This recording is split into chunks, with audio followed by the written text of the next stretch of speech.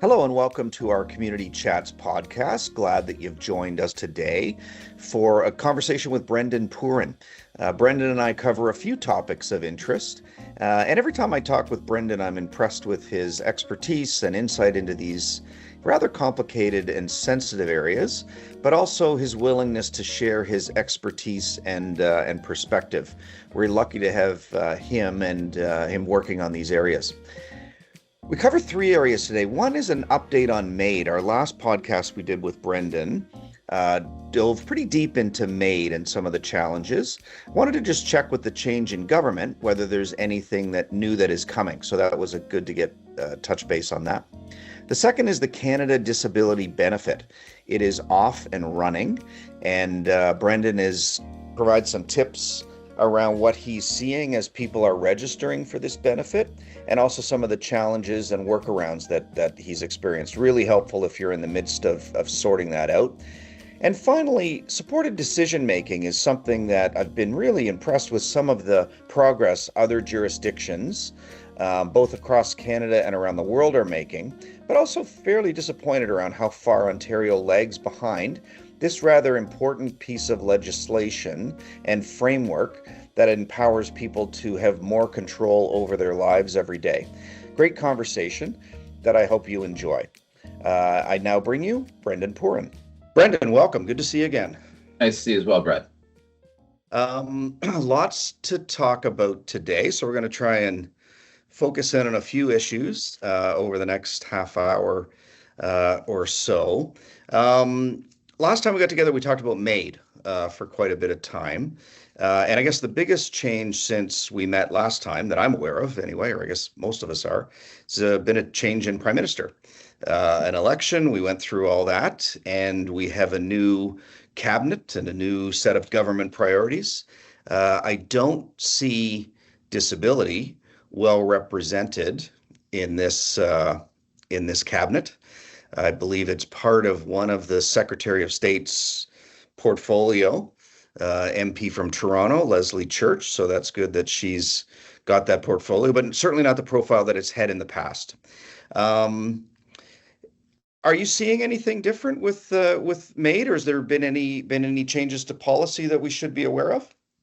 Yeah, and not much. I mean, I'd say that I assume that the policymakers are sort of continuing to work on the provisions related to mental health, MAID and mental health, and with the deadline sort of coming up in 2027, maybe working on provisions related to advanced directives as well, and possibly mature minors. But I haven't heard much in terms of how those developments are coming along. Just through my own reading and research, I guess what I've seen, at least here in Ontario, is that the rate by which people are accessing MAID has sort of leveled off. So there were these significant spikes year after year. I would say right up to about 2023. We saw some gradual declines in those rates, but now the most recent statistics for 2024 show that the number of people accessing MAID has leveled off, which I think makes sense. Yeah, it makes sense. So I would interpret that as it was fairly new. People were learning about it. There needs to be some level of infrastructure built into, doctors making approvals, the processes for appeal, and that type of thing. So that took a while to ramp up. People, I think, also just thinking about myself, you'd have to get your head around that this is a thing, and that you would want to do that depending on a circumstance. I'm sure many family members have these conversations when they get a diagnosis or before. And you sort of see this almost alarming increase from when it started. And the leveling off, I guess, is just that people sort of settling in with what this is and how it can work for them if they need it. That's right. I think there were some early adopters, when MAID first came around. And it's sort of built into the infrastructure now. I mean, I think we still need to see what happens with the whole track 2 piece. And again, Remind us track one versus track two. yeah, so the difference between track one and track two, with if you're accessing MAID through track one, that means in addition to all of the other requirements, your death is naturally is reasonably foreseeable. My apologies. Whereas under track two, it's not. So there's some additional safeguards built into play there. My recollection, I think in 2024, was that the statistics showed that about 4% of MAID deaths in Ontario were accessed through track two. Right. So there's a lot, obviously, of I think division within the community with respect to track two. There's we spoke about this last time around. Like there are concerns for people within the developmental and intellectual disability community that track two. And just to sort of make it a little concrete, so track one would be you get a diagnosis of something, whether it's cancer or some kind of illness that will inevitably lead to the end of your life, and people will make that decision that they don't want to go through that pain or whatever might be involved with that, and that's the track one group. The second piece might be you're living with chronic illness or some kind of diagnosis that will not necessarily inevitably lead to your death, other than we're all inevitably going to die. But this would be a decision based on just that, whether it's a disability or that chronic condition, and that's being built in as an option for people with, it sounds like, more sort of safeguards built in, but certainly not enough from our perspective. Yeah, exactly. So under track two, like your medical condition is serious and incurable, but death is not imminent, right? Okay. Whereas under track one, death is imminent. Okay. But yeah, I mean the main safeguard under track two being this 90-day assessment period and confirmation that all other options have been considered. But again, not sure that that's enough to address the concerns of many folks who are sort of saying, this could lead to situations where, instead of people accessing disability-related supports, instead of lawmakers and policymakers focusing on how to support people better in their communities, people are just accessing MAID instead as a way out. Okay. Yeah, there's been some pretty tragic cases and the circumstances, right, where people are saying, I would continue to living, but say, and I'm pulling this from memory, so it may not be fully accurate, but the apartment I'm living in isn't accessible, doesn't have proper heating or whatever or accessibility features, so I'm stuck, and my life is so poor from my perspective that I don't want to continue living. Seems like a just extremely objectionable reason to choose to end your life, when moving could be another alternative that might work for a person. Absolutely. Or accessing proper home care supports and adequate home care supports, right? Like just I say this, relatively simple fixes that could be put into place to address people's needs. Yeah, because as a general principle with track one or track two, you would think that, choosing MAID should be your last option. It's, it's clearly your final option. Like you want to make sure that everything else that can be done has been done. And there's still too much variability or concern that track two does not sort of meet that threshold, or there's not enough being done to wrap around a person that would take that off the table for them, as it were. Yeah, exactly. And depending on your condition, you may not have the wherewithal, right, to even without the proper supports in place to access what you need, right? There are numerous stories that, you've cited a few that we've heard of, where people are just simply trying to get an accessible place to live. They're trying to get adequate home care supports. They are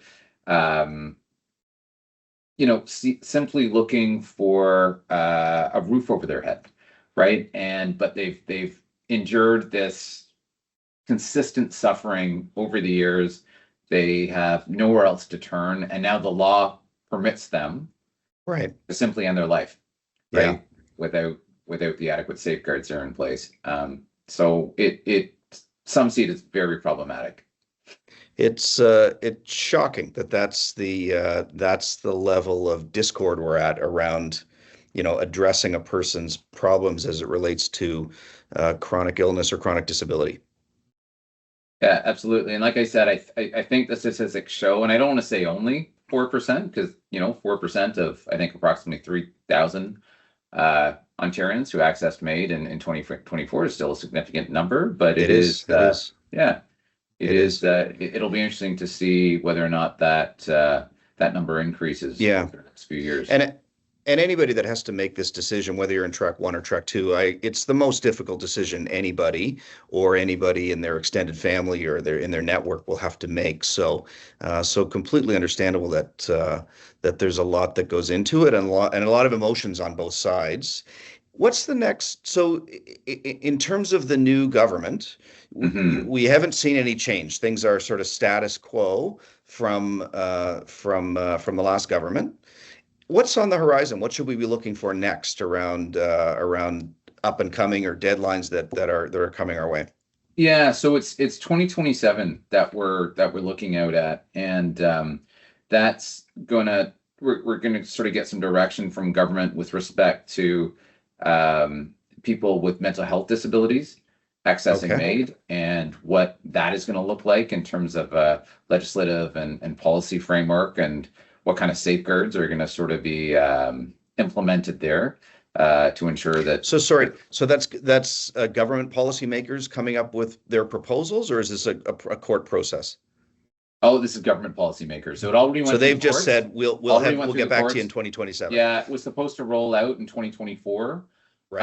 Um, Government needed more time, and so that deadline was kicked to 2027. Okay. Now, our national organization, Inclusion Canada, has taken a real lead on this and a real position.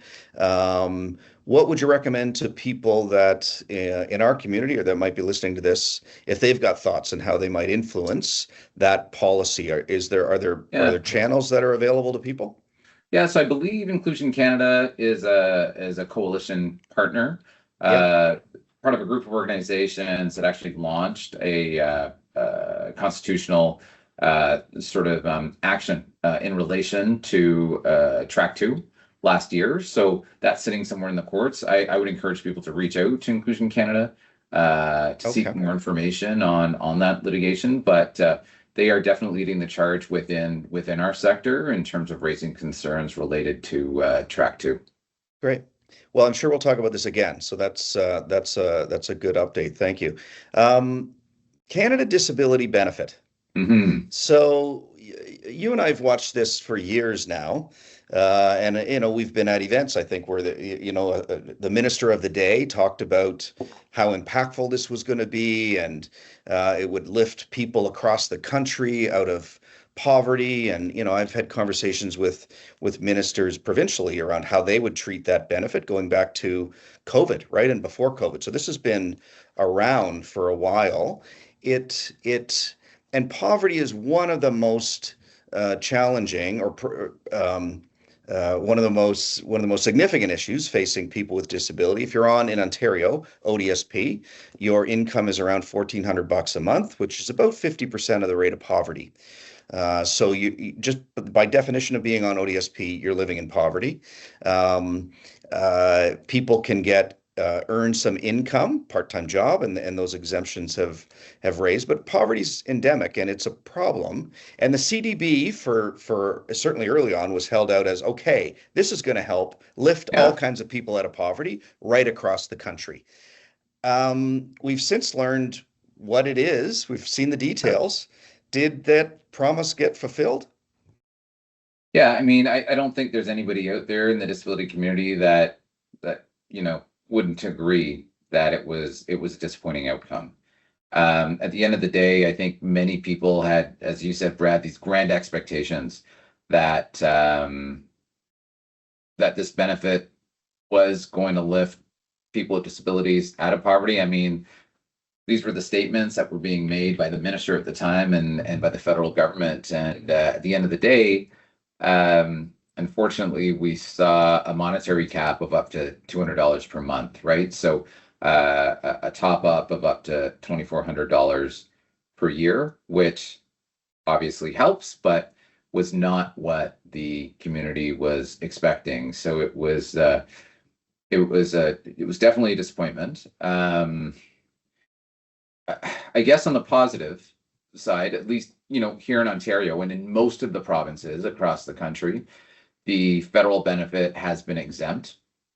It's been treated as an exempt source of income from an ODSP standpoint. So ODSP is not clawing back that benefit, which is great. So, people would be entitled to up to $1,400 generally, a single recipient ODSP. And on top of that, now there's the $200 CDB. Right.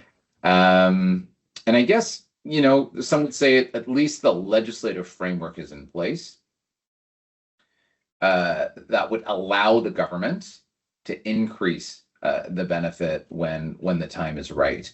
So, whether or not that happens, we'll have to wait and see. But overall, there's no doubt that it was a significant disappointment. Yeah, I think it is, and I think that could even be characterized as an understatement. People were upset, feel that pledges had been made and commitments were made, and $200, it is what it is. But it's certainly in the Ontario context, in Toronto, which I'm most familiar with, it's lifting nobody out of poverty. And again, I'm with you. Credit where credit's due, right? So conversations I was having early on with government was they were sort of looking at about a 50% clawback. So if the federal government gave you 200, they'd take $100 off your ODSP allocation, right? Yeah. Although I don't think anybody was thinking $200. They were thinking much more. So the fact that they're not making that move has changed. I also wonder, though, there's been some decent developments in Ontario as it relates to income security and ODSP, right? So for years, ODSP rates were frozen. Yep. You'd get the odd government that would, as part of a budget, say we're increasing rates by 1% or 2% or whatever. And then the Ford government came out a couple of years ago, maybe it's 3 years ago now, where they said they were tying the ODSP rate to the rate of inflation, which caught me surprisingly and went in a good way off guard.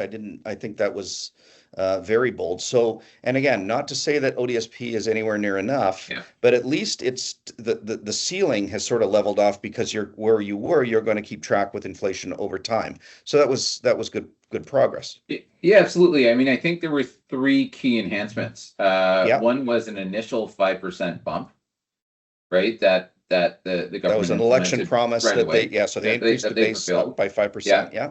And then to your point, the second was an annual increase based on cost of living. So now every July 1st, I believe, every July 1st, we're seeing an increase in ODSP payments. And then the third was the one that you alluded to, relating to employment income. Employment supports, Yes. So prior to the change, people could earn up to $200 per month in net income prior to a 50% clawback applying. That threshold was raised to $1,000 in net earnings per month. And now there's a 75% clawback for anything after over and above the 1,000. Yeah. So if you start doing the math on those, and for people that it works, you can get enough to not live in poverty if you're able to have employment for up to that 1,000, or at least get above the poverty line. So that's progress. But the CDB is one of the smaller contributions to that at this point. Yeah, I mean the CDB is, I would say, relatively insignificant for a lot of people out there. Yeah. I think the main concern that we are hearing now with respect to the CDB is a lot of people are having difficulty accessing it. So it's a good point. And just to close off that piece around the monetary amount, in the same way that ODSP rates have changed over time, the CDB is not set in legislation as being that amount. I'm assuming that's set in regulation, and government can change that and increase. They could tie it to inflation. They could increase it when they're able to. So that is something that our community can look at advocating for. So it could increase over time.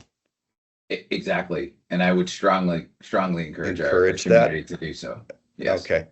Okay. So now the other concern with this was, how do you get it? How do you apply for it? Because again, federal legislation, they're working across, what is it, 12 or 13 different jurisdictions around how they quantify or qualify people for their version of ODSP or whatever it is in different provinces.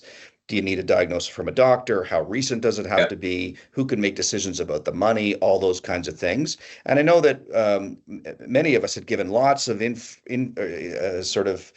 feedback to government around keep it as simple as possible, tie it to something else so that people don't have to go through extra hoops, and don't exclude people because of needless bureaucracy or hoops have to go through.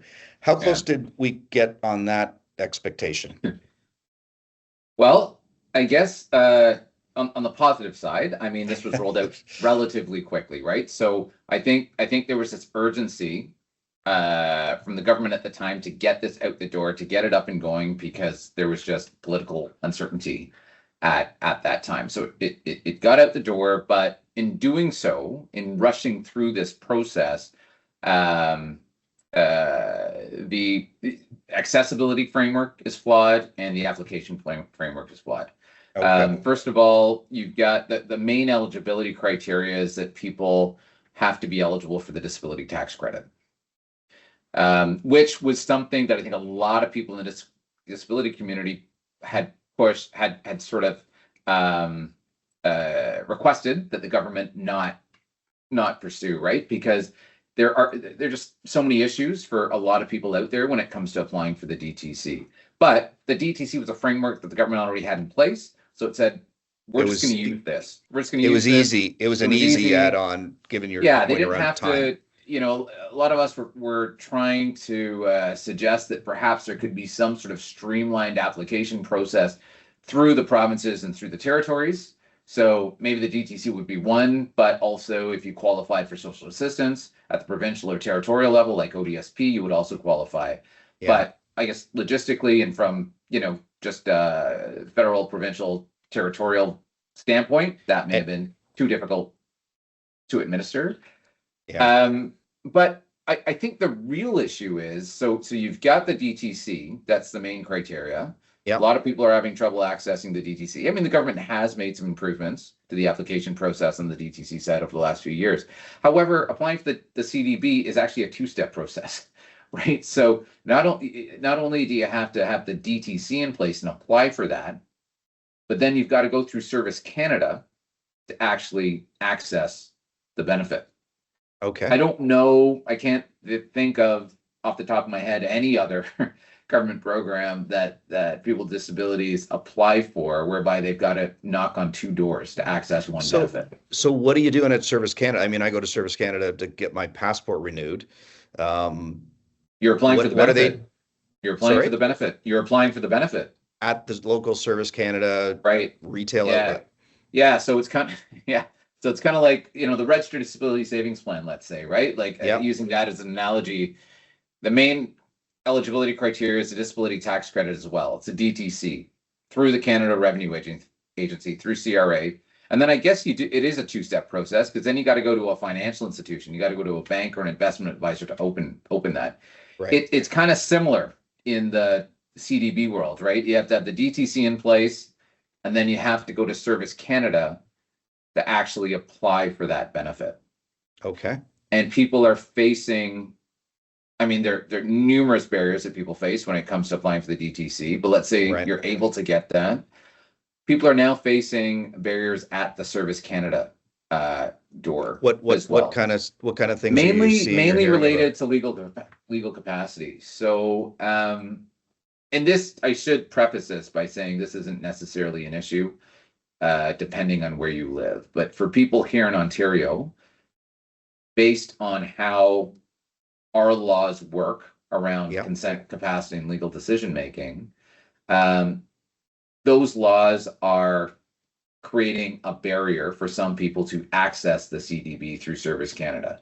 Meaning, if a person is considered to be incapable of managing their property, only somebody who is legally authorized to act on their behalf can interact with Service Canada.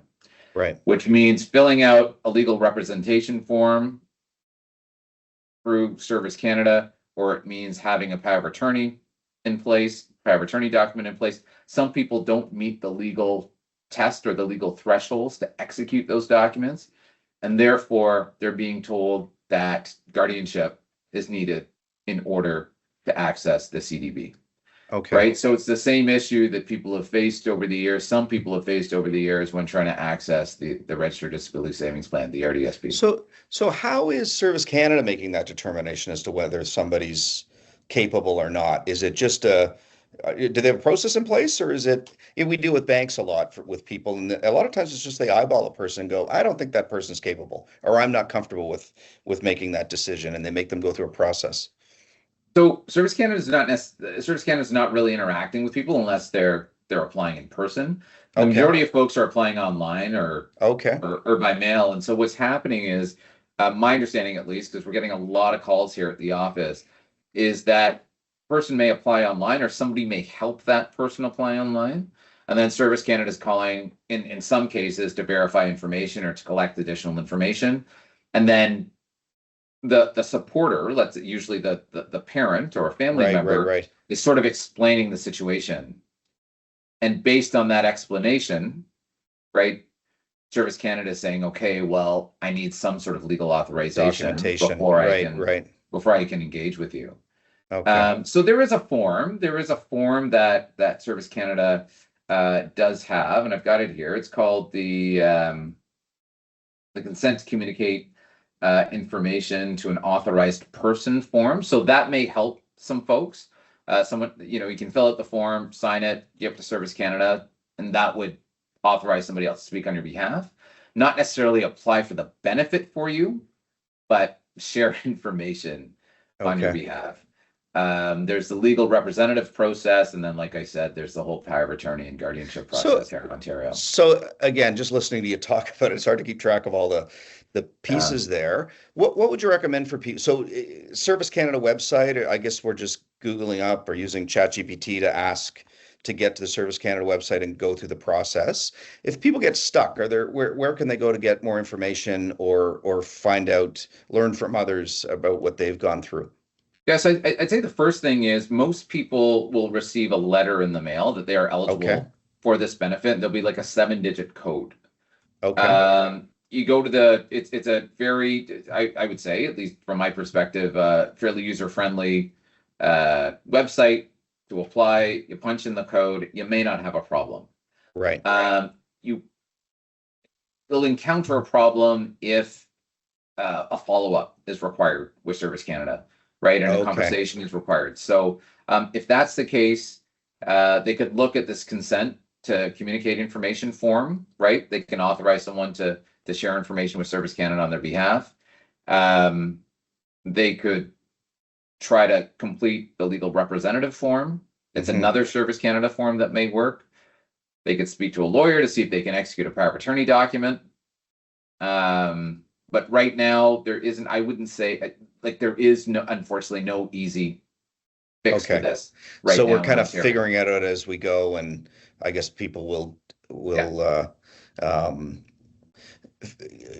figure it out as we go, right? And you mentioned that people can reach out to your firm, not to advertise or anything like that, but you're available to do that. Other representatives are, I'm sure, as well. I don't know. Certainly at Community Living, we haven't developed an expertise in this area to be able to help or advise people, but that may be something that comes similar on the support that's available if people want to set up an RDSP, right? Yeah. Yeah, I think what I'd say is we do have a blog where we have links to the Service Canada website, to all of these various forms that people can access. So I would say have a look at our blog. Try pursuing some of the options that we share on that blog, and hopefully one of those would work out for you. Okay, we'll put a link to the blog Yeah. in our notes for this. You mentioned legal capacity Yes. and the ability to represent yourself, and this has been a sticking point, well, not just a sticking point, it's been a problem in Ontario for a long time. And it really stood out to me. I was at a couple of weeks ago the Inclusion International Conference. Hmm. It's held every 4 years at different part around the world. There's 79 countries that come together, and you sort of learn from each other around what's going on. I sat in on a legal decision or legal capacity discussion presentation from two South American countries, Brazil and Colombia. And I was stunned by how much further ahead they are uh, as jurisdictions than we are in this space. Again, grassroots movement, as we've done, raising it up as people should have rights to make their own decisions, and they've been successful with that. So a lot of the stuff that we've dreamed about over the years, they've actually implemented or are on track to implement. So it was really discouraging leaving there thinking, because I always sort of think of Canada as kind of progressive in a lot of the things that we do. And I hear that from other countries. But in this area, I was feeling like, wow, we've got a lot of work to do. So maybe just, I know you've been a big proponent of this. Right now, the default assumption is that people can make their own decisions. Is that fair? Presumption of capacity. Yes, people are presumed to be capable of making their own decisions. And then as people get older or you start to you want to protect yourself, you can set up a power of attorney, right? And there's two power of attorneys. One is power of attorney for property. So if somebody needs to make a decision or sign something on your behalf or make a decision because you can't around property, you can do that. And Yes. then there's one for personal care, for Correct. same around health if you're not Yes. able to make those decisions. Correct. And I could sign those and then they're revocable. So if I change my mind, if I make you my power of attorney for property and then say I don't want Brendan anymore, I can change that and go to somebody else. As long as you're capable of doing so. As long as Yeah. you're capable. The Yeah. rub comes in when somebody else says, I don't think that this person is capable and I want to make decisions on their behalf, or somebody questions a person's capability to make their own decisions. Then you get into the idea of substitute decision maker. So when you get to that point, talk what happens in Canada right now? What's the process? So, in Canada, this area of the law falls within provincial and territorial jurisdiction, right? So every province and every territory has its own law governing consent capacity.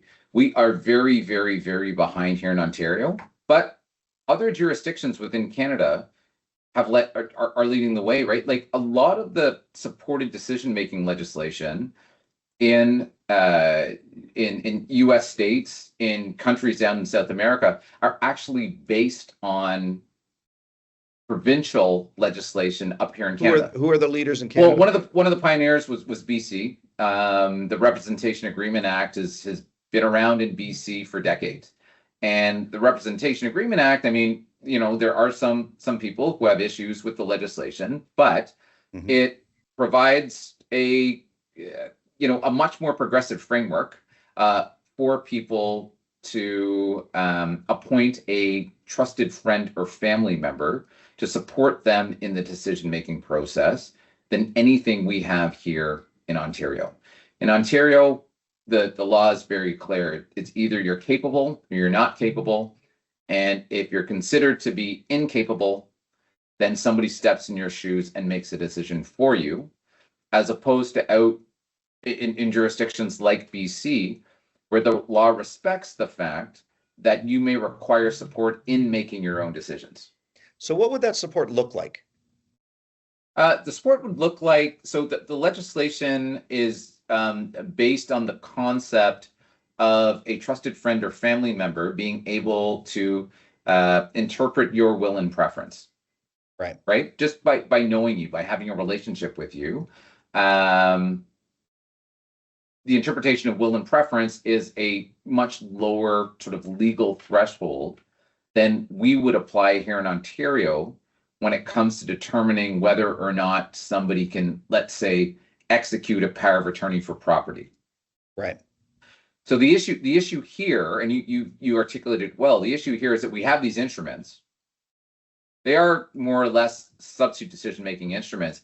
But the issue is that a lot of people don't meet that legal test, right? So they can't even, they don't even have the option of executing a power of attorney. Saying that I want my sibling to help me. I understand that Right. I need help. I may not be able to manage money to the level that I need to. And so I want my sibling to help, but because they don't have, or they're not able to articulate or to communicate a sound understanding and appreciation of their assets and their liabilities and their income and their expenses, they can't execute the power of attorney And document. and this could be because of the nature of the disability. Person might be nonverbal, may not use speech to communicate, may not be able to write. Right. So in those cases, then the default becomes, well, they can't decide for themselves, and somebody has to be appointed by.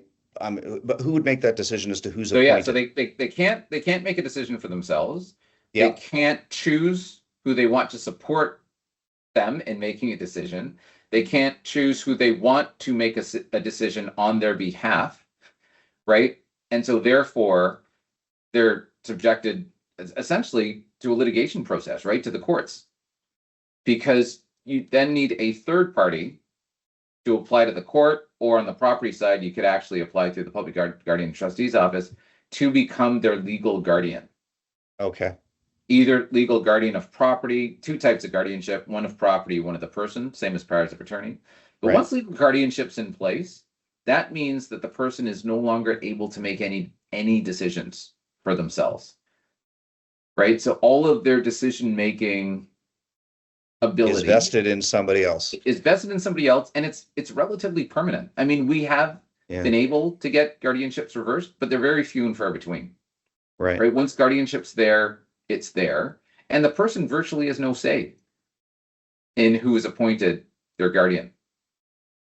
And there's very little oversight of the guardians as well, right? So Okay, which I assume has in some cases led to different types of abuse or people being taken advantage of financially, or their will not being recognized, whatever that might be.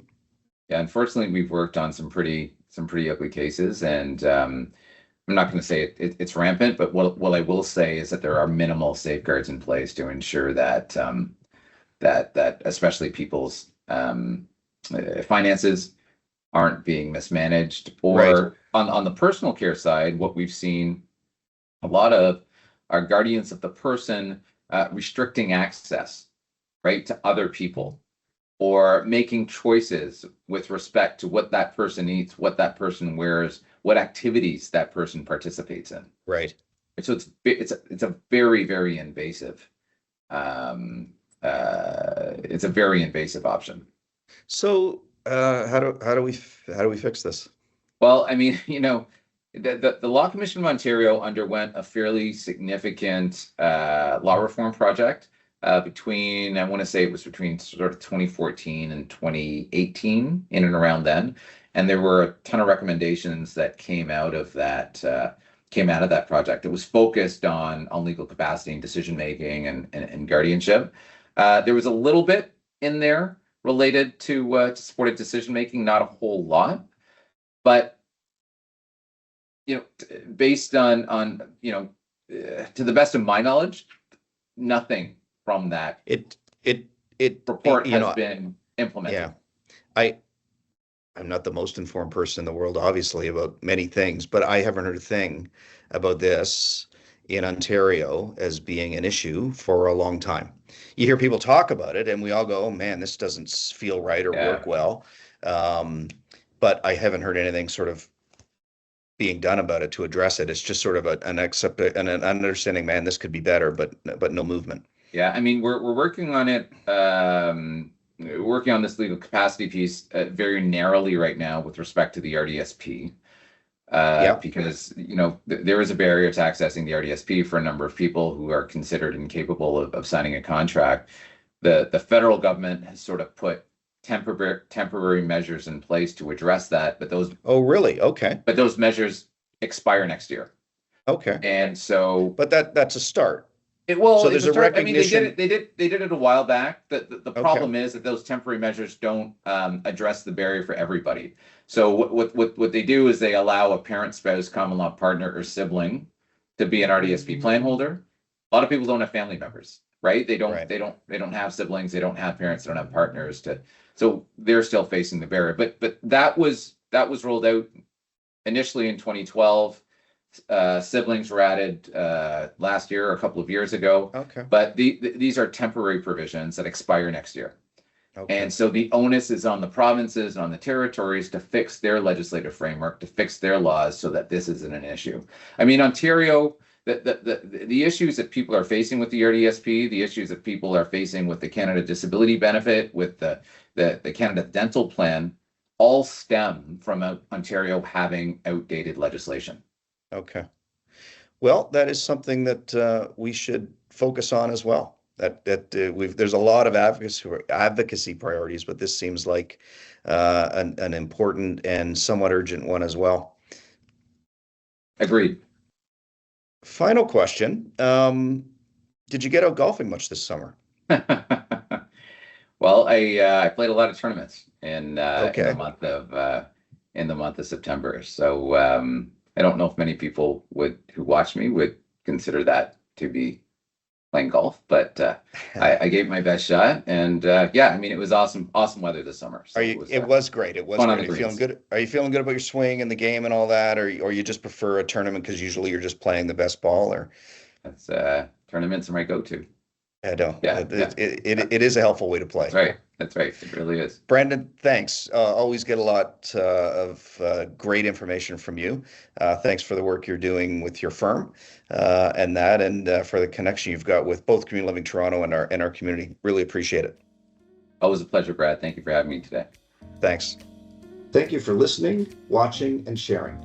We release a new episode of Community Chats on the 15th and 30th of each month, so don't forget to subscribe to stay up to date.